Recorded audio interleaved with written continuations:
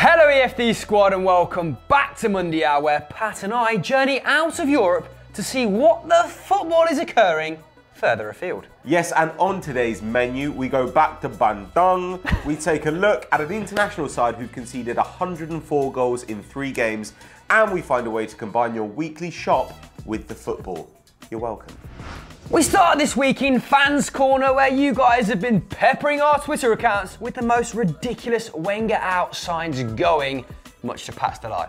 Yes, some of our favourites include this entry from @Winston Danaman, @Flipped Football's effort from Down Under, and this gem from @Jalil Sarkis, who thinks he may have spotted anti-Wenger sentiments at a political protest in Lebanon. Photoshop, but imaginative nonetheless, and presumably that first tweet where it said Zuma out, they didn't mean Kurt Zuma. I think he's been quite good since he came back from injury. Yeah, he has been quite Probably good. meant the president, no? Yeah, Jacob Zuma, Yeah. who thinks that you can cure AIDS by having a shower. So, grab your passport now, Chris Hamill, as Sold we're it. taking a long-haul flight to Bahia. Oh yeah. Brazilian fourth-tier outfit Fluminense de Feira found a creative way to raise some much-needed cash.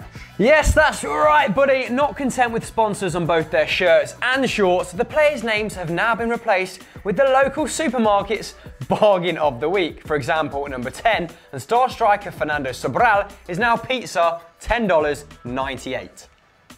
That's Legit. stupid.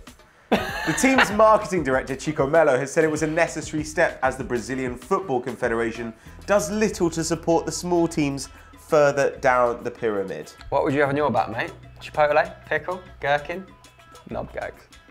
Bad knob gags.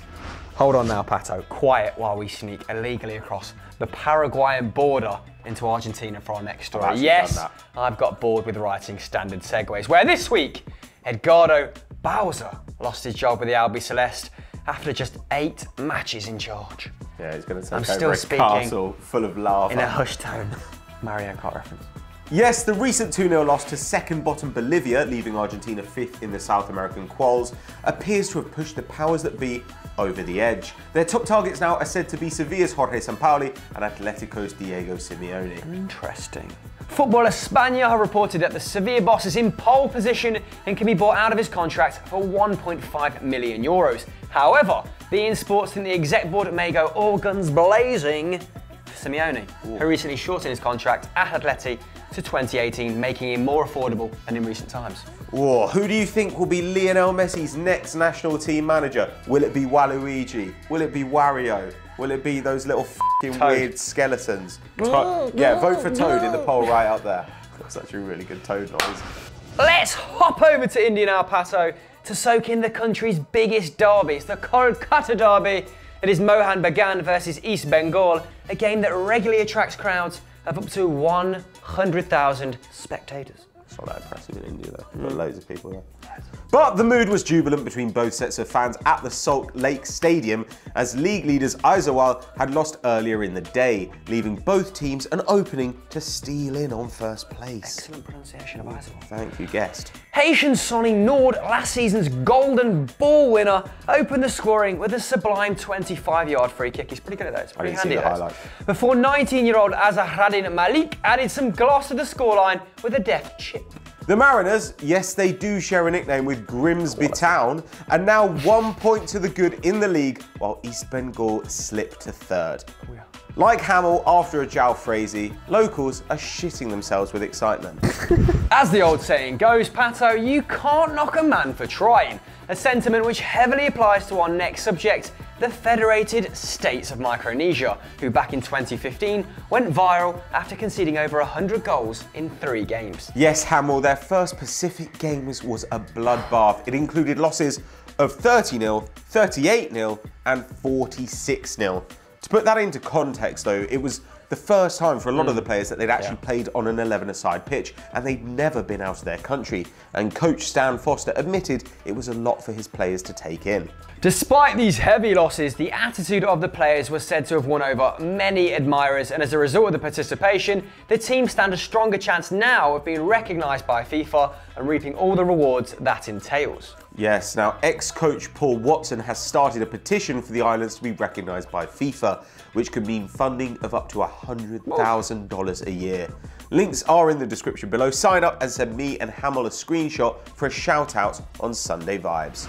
All this travelling is getting a bit exhausting, mate, but for the EFD squad, no stone is left unturned, which is why we're back in the Americas. We could have stayed there originally, where bizarrely, the US, Mexico and Canada have put in a joint bid for the 2026 World Cup. Mate, I wouldn't even share a fart with Donald Trump. Something I'm considering doing now with you in the studio. But anyway, alas, it will be the first tournament that features 48 teams instead of 32. And if the bid is successful, will be the first time the tournament has been hosted by 3 nations. European and Asian countries cannot bid to host the tournament due to FIFA's rotation policy, and the final decision will be made in 2020 by the 209 member states, by which time Trump hopefully will have been melted down into orangey glue. Glump. Glump. Our penultimate story sees the return of our want-to-watch section, and this week we've got our sights set firmly on 23-year-old Fluminense attacking midfielder and apparent Manchester United target, Gustavo Scarpa. What a name, I bet he's quick. Thanks to his recent form of 8 goals and 10 assists in 34 games, the free kick specialist's value has soared. Now, Transfermarkt rate him at about £3.5 million, having started the season at only around the 170k mark. That's a steep That's rise appreciation, than EFD, mate.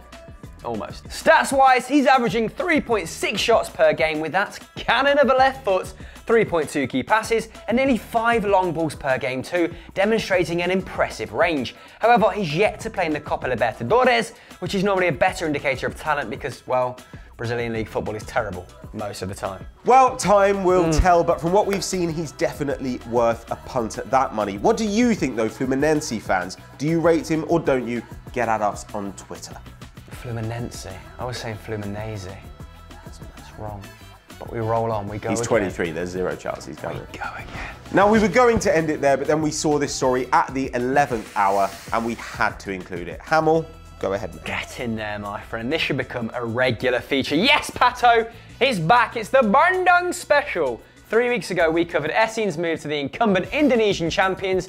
Now the combative CM is literally running people off the park, mate. Literally. Yeah, that's right. When Tabes Roni of Bali United, that would be a pretty decent place to play, hit the ball at him mid-game, which is an odd tactic, Essien was not his usual happy-go-lucky self, went running after him like a man possessed. Yeah, it's like Mr. Burns, release the hounds. Ding dong. Unsurprisingly, Roni shit an absolute brick and got out of there double time. The Bandung Chronicles roll on. Bandung! Stay tuned. Stay tuned. Send us some kits as well, Bandung. Bandung! Bandung! So, that was this week's Futbol Mundial, guys. Have we missed any worldly news? As always, you cheeky little rascals, let us know in the comments below. Now, if you enjoyed this video, don't forget to check out last week's Stat Wars. It's a corker, guys. And as ever, don't forget to like and subscribe. Bandung! Oh, God. That's fine. Are you dying? Shut up. Grab your passport now, Hamill. You disgusting. I haven't got one. Sold it. Because you're poor. Yeah. Alas, oh my fucking Albus Dumbledore.